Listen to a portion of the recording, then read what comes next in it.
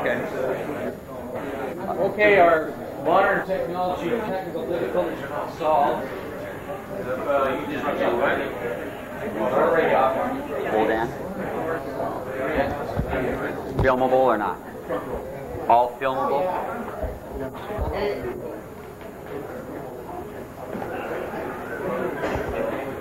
Shall I go like this? Okay, everybody, once again, Danny Perez. I'll introduce myself. I'm Dan Perez from the Center for Bigfoot Studies. I've operated the Center for Bigfoot Studies, one guy, me, since summer of 1984. I've published a few things. In 1986, I put out the Bigfoot Directory. In 1988, I published a bibliography on the subject, a comprehensive bibliography. In October of '92, I wanted to put together a 25th commemorative publication on the Patterson-Gimlin film. It didn't make it to press until May of 1994. I'm from Los Angeles, California. I earn my living professionally as a union licensed electrician. What else? I'm from Los Angeles, so I guess that's enough. This publication here is a special edition of the Bigfoot Times. I no longer publish this newsletter, but it's called Bigfoot at Bluff Creek. Any of the premier investigators and researchers would highly recommend this, because I was on the phone with these people, interrogating them and calling them all the time and interviewing them. One individual, we were supposed to do a taped interview. I had to call him back and say, oh, you know what, it didn't come out on tape, can we do it again? And he says, sure. So that was the level of cooperation I had while we were putting this together. One of the things that's peculiar is that all of the people that are involved in this investigation are from this point of view, or they take this, straddle this side of the fence. Yes, I am a believer. John Green is, René Dahinden is, and so am I. And that poses a problem a little bit, because they're looking at this from the point of view that these things are out there. So, and one of the things in my presentation before we get going, well, let's see how we can do this. It's going to be a raw presentation. I don't sugarcoat my words. It's going to be blunt, to the point. If you don't like it, you might want to get out and go. My presentation is specifically on the Patterson-Gimlin film. This year's theme of the conference was Patterson film on trial. And in Stephen Harvey's, he's the organizer, he's the guy who puts this together. His promotional piece, and this is what it says: is this famous film, which was made in 1967, is this famous film the best tangible evidence we have to prove the existence of Sasquatch? Or is it a fraud? That has been the nagging big question, because that film is the single biggest piece that we have. Without it, the case for the Sasquatch weakens very quickly. And today, my presentation, instead of taking the favorable view, saying the film is real, I told Stephen, don't tell anyone, but I'm going to walk on the other side, and I'm going to debunk it. Because you can't argue a point of view. You can have a persuasive argument and tell people, these are the reasons why this film isn't that good. And it's just like the researchers who are true believers might not want you to know everything about it. So when I was putting together this thing, whether you realize it or not, when I did the interview, I said, well, that doesn't sound too favorable. Maybe I'll just leave it out. So Patterson made this motion picture allegedly October 20th, 1967. His partner and friend, part Indian, Bob Gimlin, was with him. Patterson has since died. Sometimes the quality of his footage looks like that. But we want to sharpen up things, so you can sharpen that for me. Now, before I go too far, I'm going to detract for just a minute, and then we'll get back on course. We can go to the next slide. I hope it is. Okay. This is our friend here, the late Dr. Vladimir Markotic. November 18, 1994 was his last day on the planet. He's dead. I've known about this guy forever. I had my first opportunity to meet Dr. Markotic in June of 1989 in Pullman at a Sasquatch conference at Washington State University. And this is his wife, his widow, sent down this obituary. And I thought it would be fitting to have a little bit of a send-off, an obituary, a little bit to honor this individual, because he published a book in 1984 by Western publishers, a compilation of several authors about this topic. This is what it says. Vladimir Markotic died on November 18, 1994, around dinner time. Dinner time is the daily event that brings our chaotic family together, and Friday was no exception. Our entire family was able to be at his bedside. Vladimir's many interests included his love of books, history, politics, language, linguistics, natural sciences, unexplained phenomena, and movies, especially westerns.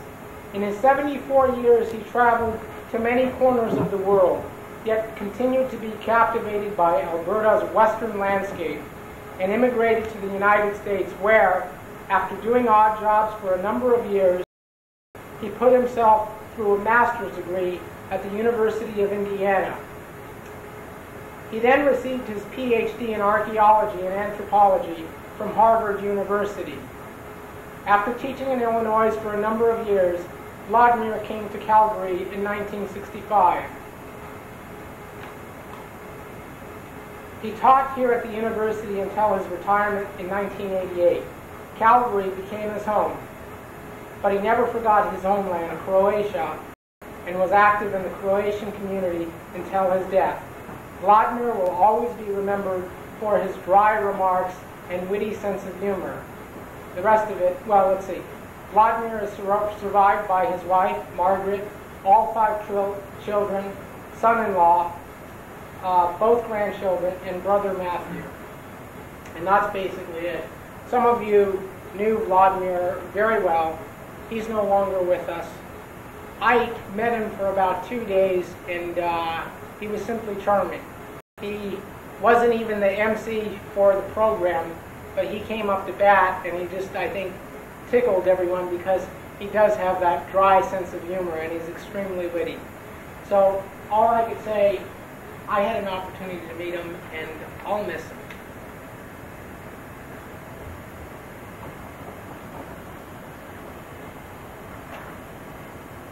Now, by the same token here, this is somewhat of an obituary. Here I'm reading obituaries here. This is on Roger Patterson. And René Dahinden sent this down, and I thought, wow, had he sent it a little bit earlier, I would have used it in my publication. And Roger was a unique individual, to say the very least. Roger Patterson. The name Roger Patterson is not just a whisper in the wilderness. Roger Patterson is a star as he travels through the vast maze of the universe. He brings forth the truth in a legend that no other man is capable of. But bringing truth to a legend did not make him a star. Showing others that just sitting it and wishing for something will not get it for them made him a star. So on a clear starlit night, look up and find the one star that stands out larger and brighter than any other. The brightness of the star is a reflection of his vitality. the size of the star will allow you and all others a clear view of the greatness of his heart. Even though he sleeps long, he will never be alone.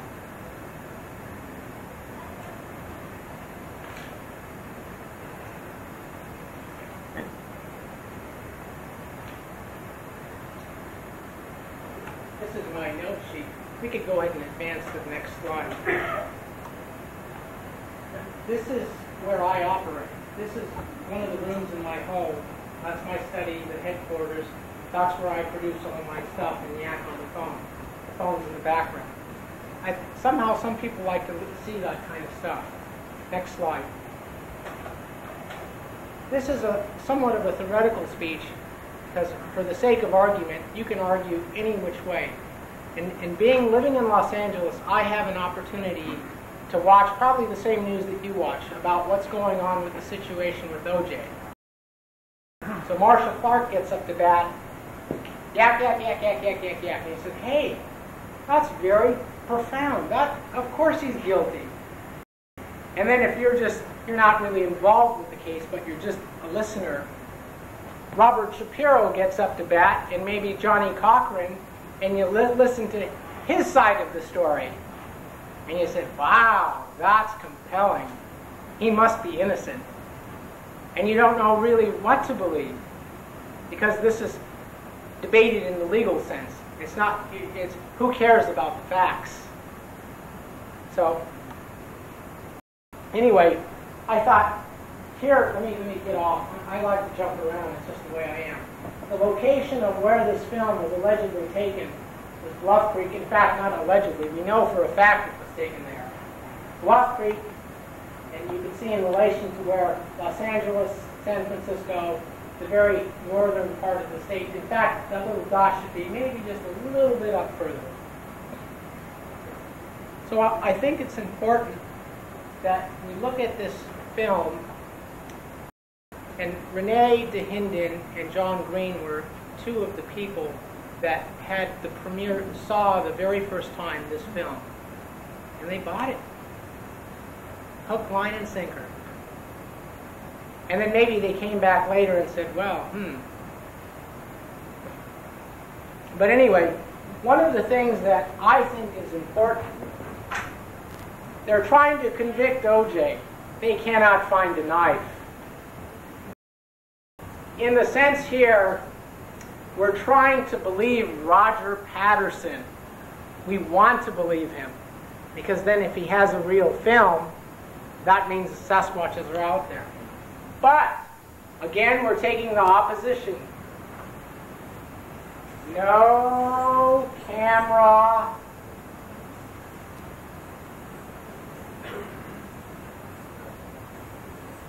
ever retrieved.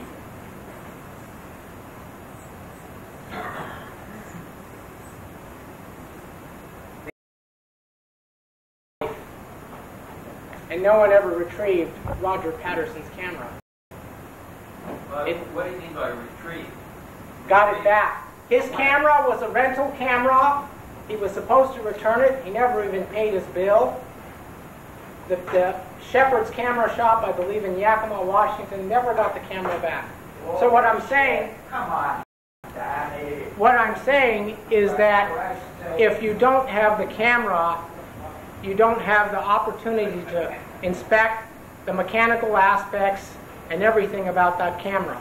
The Shepherd Camera Shop sent the camera to Seattle to be cleaned. They got it back, and the guy in the shop, the manager, sold it under the goddamn counter, and then it disappeared. Fine. Okay, that's a clarification. But today, don't say something and I have to clarify. That's fine. I'm always willing to learn. But the point is, nobody has the camera today. Another important piece of information about this film is that after the initial footage was made, Roger Patterson filmed his colleague Bob Gimlin on the sandbar, walking his horse next to the tracks that were left behind. Hey, Dan, hold it a second. Look, we were talking about nothing nasty now. we were talking about having the film on live, okay? Right? That's what's the situation here, okay? Right? Saturday afternoon, the Sasquatch film on live, right?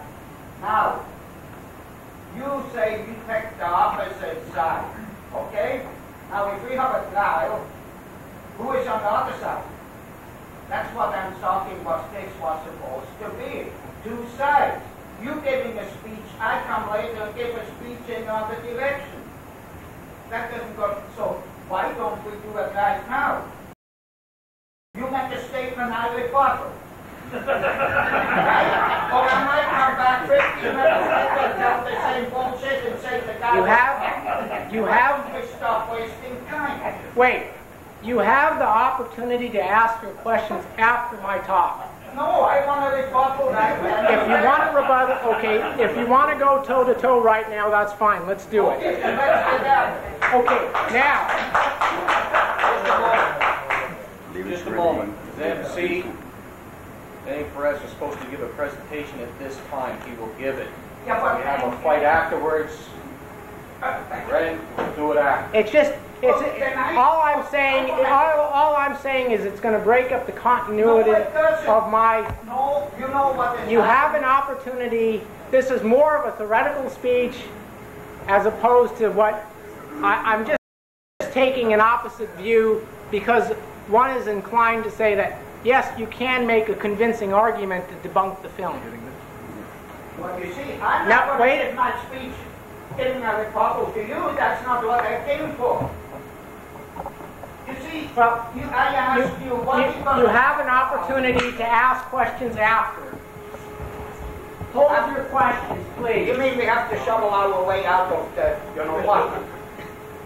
See, no, like I said earlier, if this speech bothers you, please leave. No, look, if I ask you, but you were in LA. You have the right to ask questions, but after my talk.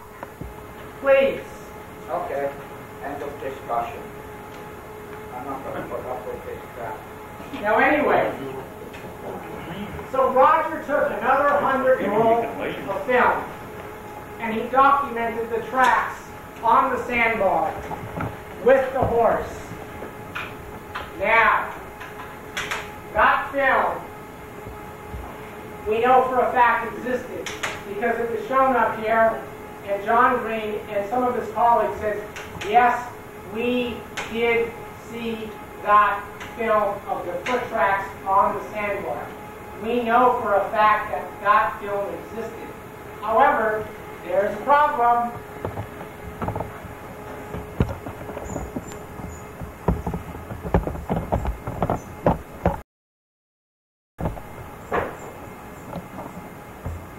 The film is missing. So if you're Columbo, when all of this stuff is not there, you start to wonder and ask questions. Where is this stuff and why isn't it there? Maybe it's at Aldi Atlee's home, just sitting there waiting for someone to go pick it up.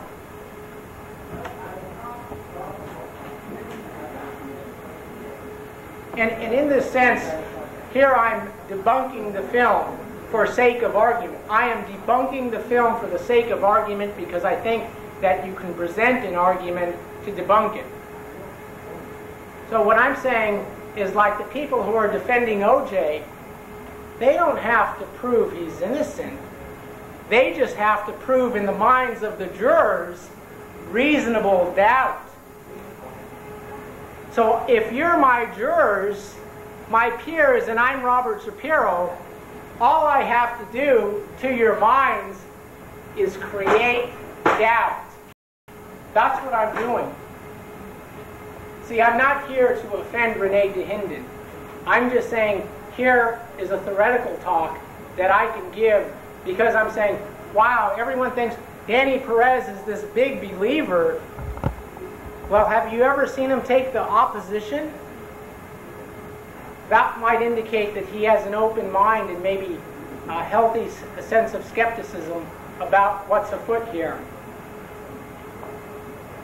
How about this? Another problem,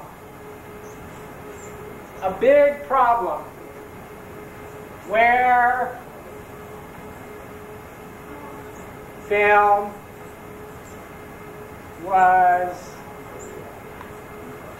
developed. Nobody knows where the film was developed. Don't you think that's important? No. The guy gets the film of the century. Nobody knows where it was developed. Or did Disney Studios develop it? We don't know.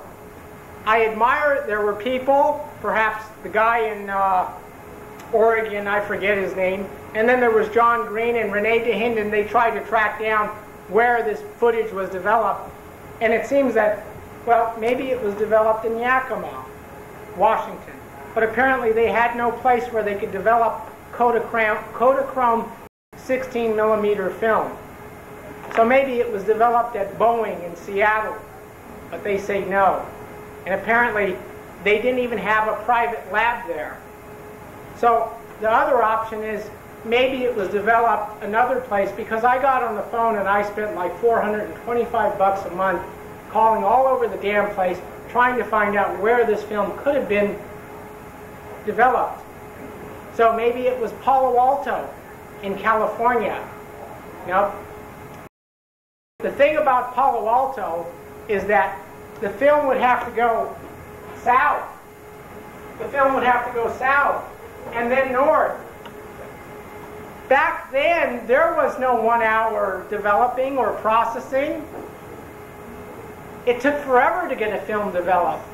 But all of a sudden, Sunday at some time, there they were in Al the Athlete's place, and they had the movie. Okay, another thing that bothers me, I have never seen the full footage. The Roger Patterson footage is on a 100-foot roll. The first part of the footage, the first 75 feet, is relatively clear. I would imagine, of horses and scenery. Then you get down to the film of the subject in question, and all of a sudden it gets blurry. Well, under the conditions you can imagine. But there again, a blurry film, it's just like if you have a blurry film, your window of opportunity to create a hoax is greater. Because you want to conceal the suit, maybe. Oh, another thing I found interesting.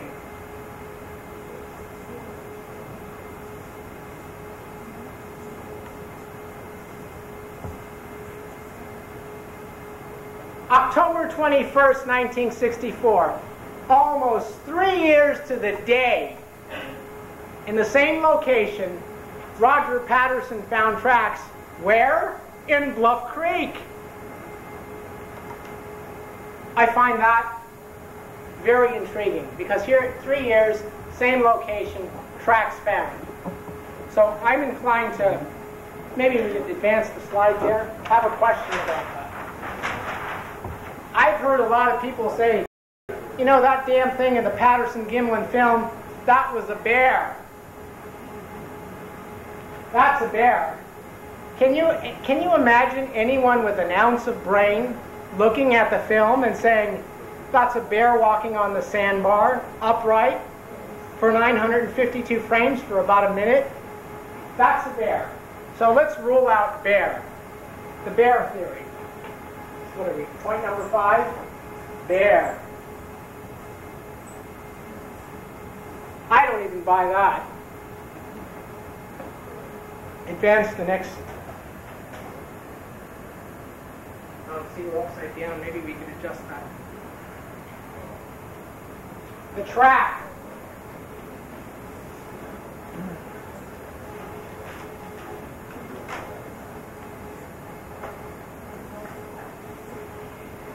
This is a known quantity. The subject on the sandbar left behind tracks that were 14½ inches long. My understanding is this. I was not there when all of these other tracks were recorded and documented. But on Onion Mountain, Blue Creek Mountain, in that area, apparently, John may correct me, the 13-inch track, the 15-inch track, the 16-inch track. But to my knowledge, only in 1960 did they find in a certain area, what was it, the Lone? Some area up in the Bluff Creek area that a track similar to the 14.5-inch track was found. But the point is this. This track was only found one time. One time, when Roger Patterson was there. No one ever saw the tracks after, and really no one ever saw the tracks before. But when Roger Patterson was there, the tracks were there. So here this ghost comes in, leaves the 14.5-inch tracks, and then it's gone.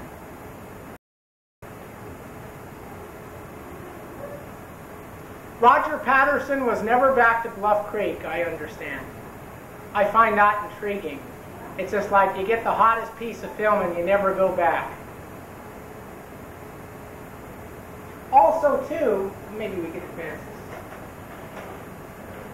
Also, too, what about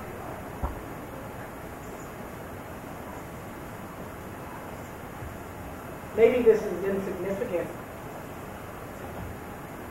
but he got his film in a place called Bluff Creek. Oh yeah.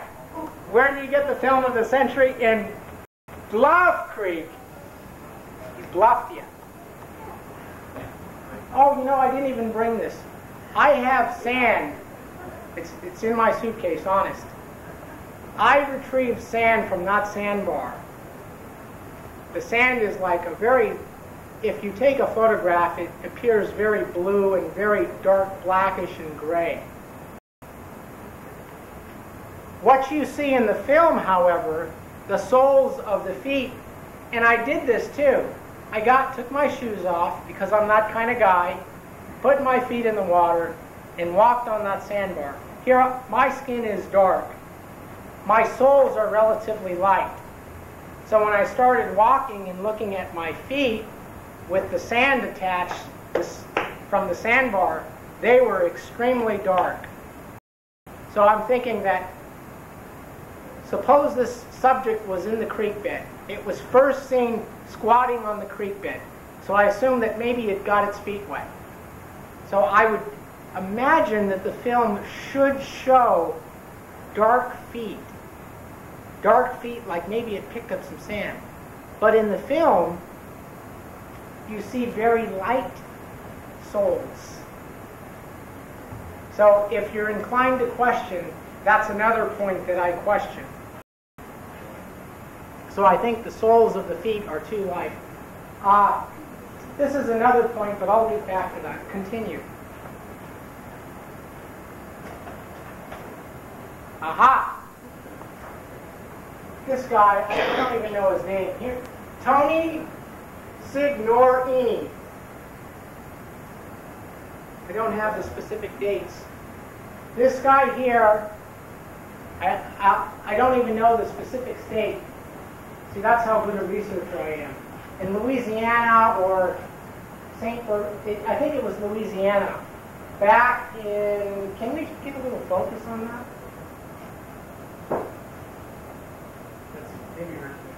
Yeah, it's a knob. Well, anyway, many years, let's just say, for sake of argument in this theoretical presentation, but this really did happen. This guy here put these tracks on, and apparently they're metal and they're lead. And I was explaining to someone, you can make extremely deep impressions with that. And you can also make extremely long steps, like this. That's what this guy did. He fooled the whole goddamn town. He had them going for about 30 years. A world-famous zoologist wrote a very long, extensive paper saying that these, apparently it was a large, unclassified penguin. Hey! He went out to look at the tracks and he said, wow, I see toe movement, I see this, I see that. But he was wrong. Next slide. And that guy was Ivan Terence Sanderson. the late Ivan Sanderson, the very distinguished Ivan Sanderson, a TV personality. Ivan saw those penguin tracks of this large unclassified penguin that was allegedly 9 feet tall, and he bought everything, hook, line, and sinker. He fell right on his ass. And then later, this individual on the previous slide came forward. I don't know if he's dead or not. He came forward and he said, you know what? All those tracks I made and I was fooling everyone, it was a fake. It lasted longer than 28 years, that hoax. The Patterson-Gimlin film has survived to this day 28 years.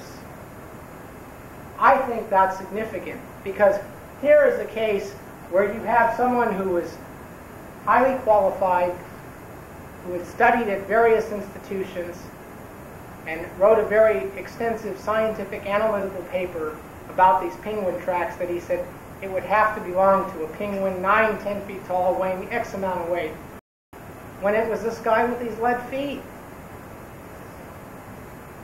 So I said, you know, I don't care. Let's just get to the truth. Next slide.